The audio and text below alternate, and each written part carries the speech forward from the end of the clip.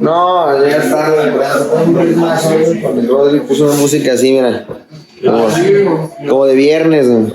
Yo si pusiste máquinas, tú vas a alcanzar más aquí, ¿no? Pero no quiero terminar. A ver, no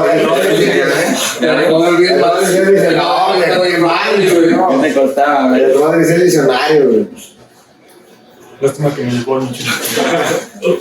Disfrútenme. Martín, ¿me ayudas con la puerta, por favor? Y ciérrala, porque no te nadie. No te creas que estoy a Pues bueno, ya vamos a iniciar con la clase. Vamos a seguir con el módulo del paciente politrauma. Y parte del paciente pues viene siendo el paciente quemado. Supongo que ya varios o ya rotaron o van a rotar en cualquier unidad de quemados. Que sirve bastante, ¿no? Para tener mayor comprensión de lo que viene siendo la patología de la enfermedad y tener un adecuado tratamiento, tanto en área prehospitalaria, hospitalaria de urgencias, cuidados críticos y secuelas de los pacientes. Estas fotografías sí son pacientes que me tocó justamente el mes pasado en quemados. Y parte de ese tema también me tocó la raya, nomás que la modifiqué para aquí con nosotros. Entonces, ustedes que vienen de rotantes, que ya viendo las imágenes, les llega si los pacientes intuban o no intuban. ¿Alguien que quiera participar? Sí, ¿por qué? Sí. ¿Por qué los intuban? Pues, ya así nomás un contexto de... pues parece que trae compromiso facial, trae edema de labios, parece que trae quemadura de brisas, para las pestañas hay comprometidas. Pues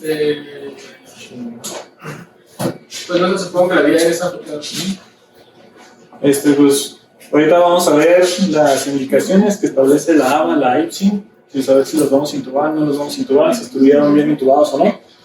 Digo, no, son únicamente imágenes representativas de los pacientes que vamos viendo, pero recordar que la quemadura, pues el paciente lo podemos intubar por un traumatismo agregado, por la superficie corporal quemada, por afección de la vía aérea o por efectos adversos de los tóxicos que pueden inhalar los pacientes. Entonces son múltiples contextos en los que tenemos que valorar si sí va a tener beneficio intubar al paciente de modo temprano versus modo tardío. Entonces parte de nuestro temario que tenemos que ver son generalidades de la quemadura. Vamos a ver fisiopatología, porque también se menciona mucho y se escucha que dicen, es que el paciente te vas a administrar líquidos y con los mismos líquidos nosotros los vamos a estar edematizando. ¿Es verdad eso? ¿No es verdad eso? Y si realmente esa es la única causa que nos va a edematizar a los pacientes, pues son tejidos blancos que tienen una resistencia, mayor compromiso consecuentemente. Vamos a tener lesiones a nivel de la faringe, región traqueobronquial, parénquima pulmonar. Vamos a ver únicamente las dos intoxicaciones más importantes, que es por monóxido de carbono y cianuro, más la combinación de estas. Hay estos para saber si intubamos al paciente, si no lo intubamos y qué lesiones vamos a encontrar ya por broncoscopía, que viene siendo el Injury Score de ISD de los autores. Vamos a ver los criterios de Denver para intubar y nomás una generalidad de si vamos a intubar al paciente, contextualizarlo y qué medicamentos son los ideales para llevar la inducción y el bloqueo neuromuscular. Todo eso lo debemos de tener en mente para limitar las complicaciones de los pacientes. O sea, ya el paciente tiene un daño per se y ya tiene una respuesta inflamatoria grande. Nosotros tenemos que optimizar las condiciones del paciente para que tenga una adecuada evolución clínica. Entonces, básicamente, mis objetivos es que podamos analizar al paciente en momento crítico para establecer un diagnóstico. No tenemos todas las herramientas, como bien lo dicen las guías americanas principalmente, por insumos. Si yo les pregunto cómo diagnostican intoxicación por carboxilo de monóxido, ustedes ahorita igual me dicen que por descarte, ¿no? También hay equipos que van a hacer la cuantificación del porcentaje que puede haber a nivel de sangre, a diferencia de la pulsoximetría, porque ya sabemos que nos va a marcar alto.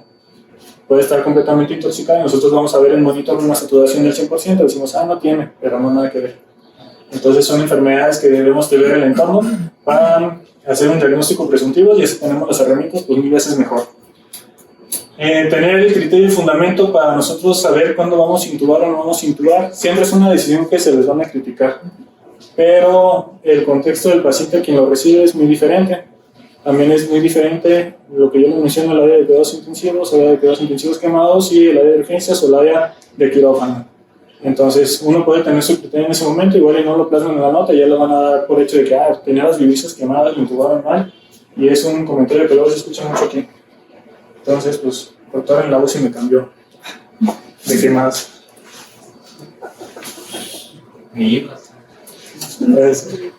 Llegas al piso. Pues allá me mandan una consulta.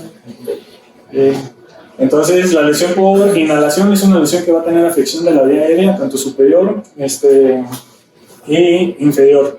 Podemos tener afección por cuestiones químicas, por inhalación o por el mismo contacto. Y también parte de la quemadura pues viene siendo de lo de la cara. Si tenemos limitación de la apertura mandibular, obliteración de las fosas nasales, secundarios a cineques que pueden tener los pacientes, igual no de momento inicial, pero ya en la parte de convalecencia. La severidad depende del agente químico inhalado. Típicamente, pues si es una empresa que nomás maneja un material, esperemos que nomás haya una intoxicación por cierto químico, pero pues ya las industrias están con bastantes componentes que nos pueden afectar. La intensidad de exposición no es lo mismo que un paciente nomás tenga un flamazo en la cara, a que un paciente tenga el flamazo, se desmaye, se genere mucha contaminación dentro de un área cerrada y esté con una larga exposición inhalándolo. Más las comorbilidades, paciente sano o paciente joven sano versus paciente adulto mayor, que también es un factor de riesgo para que tenga un peor pronóstico.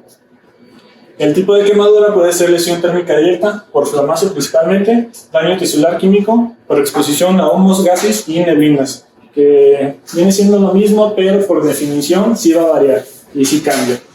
Más los efectos sistémicos que va a tener la intoxicación por estas toxinas y los efectos sistémicos que tenemos de la respuesta inflamatoria de nuestros pacientes, generándonos progresivamente un cuadro de una SDRA que va a evolucionar a una neumonía o como lo quieran llevar, que van de la mano. Entonces son muchos factores que nos van a ir afectando y todo eso nosotros lo tenemos que ir visualizando para intubar oportunamente al paciente y limitar las complicaciones, que básicamente va a ser una falla orgánica múltiple y la muerte del paciente, principalmente por un cuadro de choque séptico por una neumonía. Se describe en la literatura que el 4% de los pacientes que ingresan a unidad de cuidados intensivos con quemadura de la vía aérea va a fallecer. Y la severidad de la quemadura de la vía aérea, a pesar de que nosotros no lo visualicemos en la anatomía del paciente, tiene una equidad de severidad al paciente gran quemado. Aquí establecen que arriba del 40%, pero hay literatura que te dice que ya se equivale a un 25-30% más pronóstico del paciente. Pacientes mayores de 60 años pues son pacientes que tienen disminución de su complexión, no tienen adecuado aporte calórico, tienen otras comorbilidades y otros factores de fragilidad que nos van a limitar la recuperación de ellos mismos. Y la lesión por inhalación pues ya la consideramos de mal pronóstico. Va a ser difícil saber la cantidad de temperatura en la que estuvo expuesto el paciente, pero la literatura nos escribe que 80 grados centígrados ya podemos presentar un edema significativo, daño tisular de los tejidos blandos. 150 a 160 ya tenemos afección de la musculatura, ya hay disrupción de las proteínas, hay activación de la cascada de coagulación y se empiezan a generar lo que vienen siendo los exudados y trasudados que nos van a afectar a la vía aérea. Y vale, nosotros lo vamos a recibir de modo inicial, pues no lo vamos a pensar que ya va a tener una neumonía o una obliteración de la vía aérea por presencia de coagulación o trasudados que nos bloqueen completamente el paso del aire. Teóricamente ya arriba de 200 o 310 ya vamos a tener una deformidad completa de la anatomía. No necesariamente quiere decir que lo pongamos como al carbón directo ahí las estructuras, pero ya por el ambiente y la intensidad vamos a tener cambios estructurales, microvasculares y macrovasculares. El paciente quemado tiene dos fases que tenemos que estar valorando. La primera fase es la fase de estado de choque, la fase E, y posteriormente la fase flow. Todo esto tiene que ver con el catabolismo del paciente, pero con respecto a lo que vienen siendo las quemaduras, en las primeras 48 horas vamos a tener un incremento de la respuesta inflamatoria. Con esta, ahorita les voy a mostrar varios algoritmos o varios mapas de fisiopatología. Vemos la respuesta inicial a nivel celular que nos va a comprometer a nuestro paciente. Teóricamente el paciente está compensado y estamos en una fase de reanimación de líquidos. Entonces me van a decir, es que lo superreanimaron al paciente. Sí, pero si el paciente ya tiene una quemadura del 25 al 30%, aunque no sea de la vía aérea, ya va a tener compromiso vascular, que fue lo que vimos en la clase de Brandon, por lesión de glucocálex, lesión endotelial, y vamos a tener ya la fuga de líquido, independientemente de que el sitio de quemadura no haya sido local o no haya sido de la vía aérea. El paciente pues ya tiene quemadura del 25-30%, ya vamos a esperar que el paciente se va a tener datos de fuga, y los pulmones junto a los órganos abdominales son los órganos que tienen menor resistencia. De hecho, el coeficiente de resistencia que marcan las fórmulas va de 0 a 1, de 0 es el que tiene la máxima permeabilidad y 1 es el que tiene mayor limitante. El músculo tiene un coeficiente de 0.9, los pulmones va de 0.5 junto con los órganos abdominales a 0.7. Entonces, cuando reanimamos, es por eso que se congestionan más rápido esos sitios, pero es parte de la patología.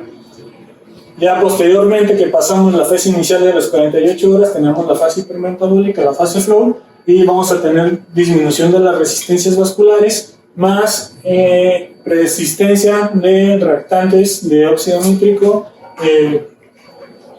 que nos van a generar un mayor edema pulmonar. Entonces, en estas dos fases, por fisiopatología, debemos de tener el riesgo de considerar que el paciente nos va a fracasar. Igual el paciente de modo inicial nosotros no lo intubamos, pero por eso están los criterios de Lemberg que te van a decir, ¿puedes intubar o no puedes intubar al paciente? Y realmente también mencionan de intubación profiláctica, que ahorita les voy a explicar qué es, para no tener esas complicaciones posteriores, a pesar de que vemos el paciente clínicamente bien. Dependiendo del sitio de lesión, es también la causa y el efecto. La vía aérea superior de la laringe, principalmente por aire caliente y por humo. Vamos a tener obstrucción de la vía aérea con broncoespasmo, ya yendo los inferiores a nivel de la tráquea. La afección no va a ser por flama, sino va a ser por presencia de humo, por partículas, por aspiración. El paciente quemado de la vía aérea se considera que es como un síndrome de neumonitis química por broncoaspiración. Es la misma fisiopatología que vamos a presentar y son las mismas lesiones que va a haber: efacelación de la mucosa, va a haber infección sobreagregada, va a haber obstrucción bronquioalveolar, atelectasis y broncoespasmo. Acorde a las características, pues es el tratamiento que vamos a establecer. Ya a nivel del parénquima pulmonar, teóricamente es por gases irritantes y pues ya vamos a generar un SDRA y un cuadro de neumonía sobreagregado. Este es el principio de Starling que ya habíamos valorado, que tiene distintos puntos. Va a modo resumido. Tenemos la cuestión capilar, que es nuestro vaso, y nuestro espacio intersticial. El flujo va a estar determinado por las presiones intersticiales y las presiones oncóticas. Debe de haber una correlación entre esas para que tenga un adecuado flujo y no tener una relaxación. Entonces, el principio de Starling maneja esto de las presiones, pero ya cuando lo llevamos a un modelo matemático, vamos a ver la diferencia entre las presiones intersticiales capilares menos el intersticio y la diferencia que nos va a dar las presiones oncóticas capilares y del intersticio. Teóricamente nos van a decir de la fragilidad que va a tener el paciente y qué es lo que nos genera un edema. Es por eso que los pacientes en las primeras 24-48 horas, ya por toda la fisiopatología, no necesariamente por la reanimación, soy insistente en este punto, sino por todo, van a tener compromiso de la vía aérea y sería bueno asegurarlo y tener una adecuada valoración.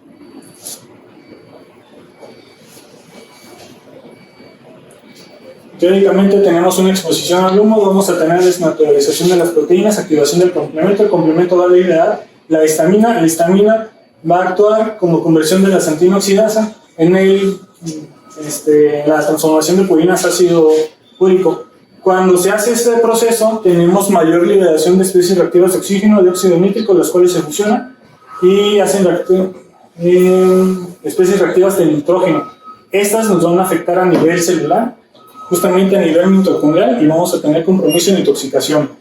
A la par tenemos mayor liberación de interleucina 8, mayor agregación de neutrófilos, se incrementa el círculo vicioso y tenemos una alteración vascular. Todo esto nuevamente en lo del principio de Starling, con incremento de la presión hidrostática, disminución del espacio intersticial. Entonces acá incrementamos la presión que va a generar mayor fuga capilar, acá se incrementa esta misma presión. Tenemos disminución de los coeficientes de reflexión, que es el que le decía del músculo, que es el que tiene mayor resistencia, versus el pulmón que tiene 0.5, 0.7, y va a ser más fácil que extravase líquido, más incremento de la presión oncótica, porque se van a limitar las fenestraciones va a haber afección del grupo cáliz, entonces se van a perder las proteínas y consecuentemente el líquido que tenemos acá se va a estar restituyendo acá. Por eso usamos la albúmina en primeras 72 horas para tratar de optimizar el volumen a nivel vascular.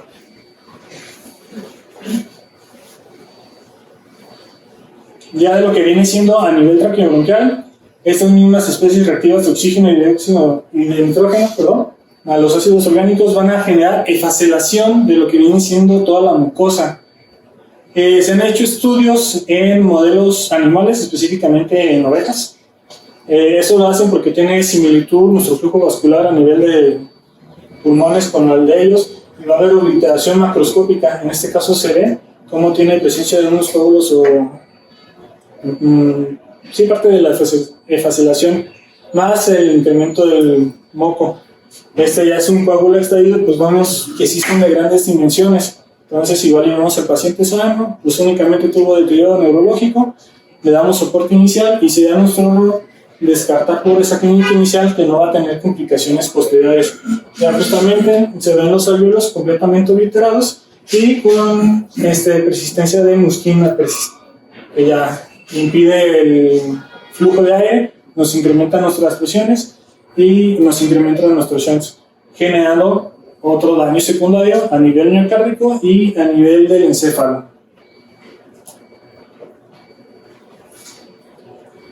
En el parénquima pulmonar, básicamente tenemos alteración de coagulopatía, actividad secundaria por nuestros neutrófilos, vamos a tener broncoespasmo, vamos a tener incremento de la secreción mucosa, efacelación del epitelio de la vía y cambios vasculares. En las primeras 48 horas tenemos nuestras resistencias adecuadas secundario al incremento de las catecolaminas. Ya posteriormente a esas 48 horas va a haber una disfunción, un desbalance también del aporte y tenemos el incremento de radicales libres. El radical libre, principalmente el de óxido nítrico, se convierte en óxido nítrico, peroxinitrato, y el peroxinitrato nos va a intoxicar a nivel celular, justamente a nivel mitocondrial, afectando las cadenas del ADN. Como respuesta de nuestro organismo se van a generar lo que viene siendo los PARPs para defender el ADN, pero como efecto secundario incrementa nuestra producción de factor de necrosis tumoral capa beta, que genera la adherencia de neutrófilos y nuevamente volvemos a tener más segregación de superóxido, más segregación de peróxido nitrato y afección al DNA. Entonces aquí nosotros tenemos que actuar farmacológicamente para limitar estas complicaciones. Bueno, pues ya vamos a ver lo que viene siendo la lesión por inhalación de monóxido de carbono y cianuro de hidrógeno.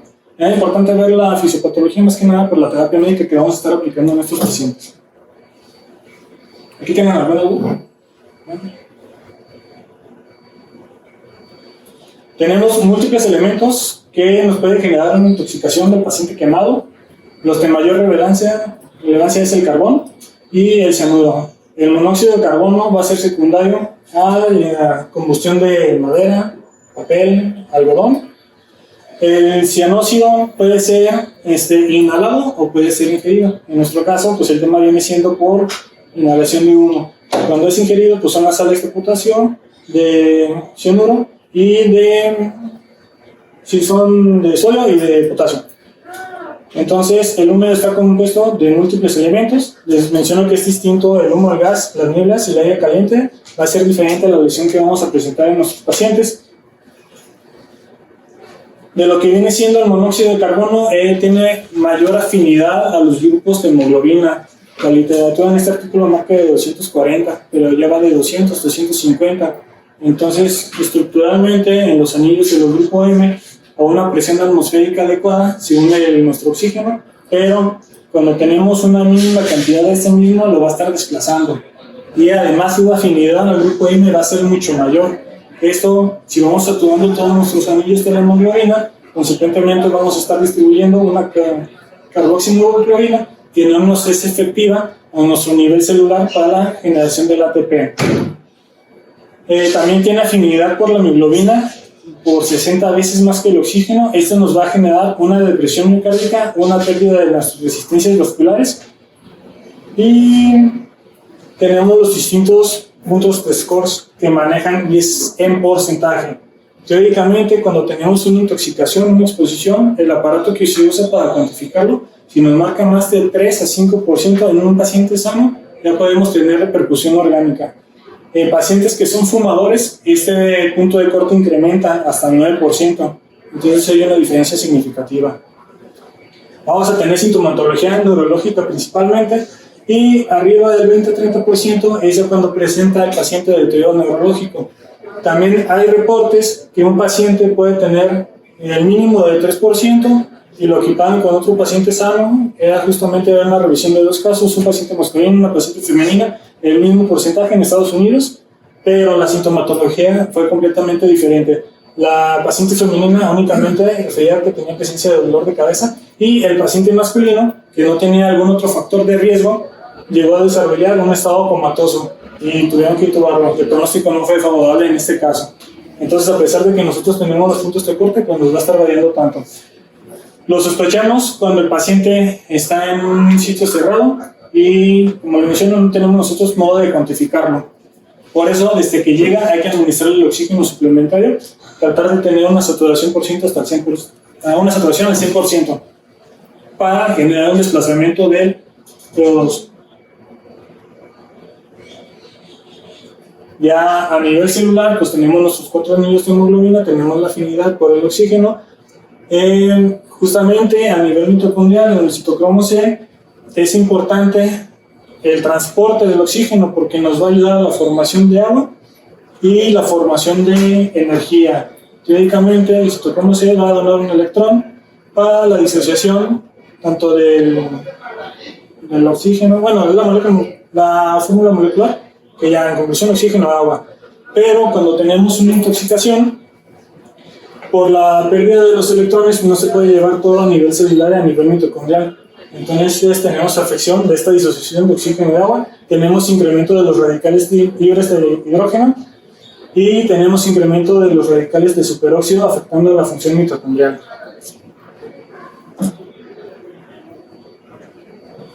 Parte nuevamente de la fisiopatología: afección cardíaca, afección neurológica.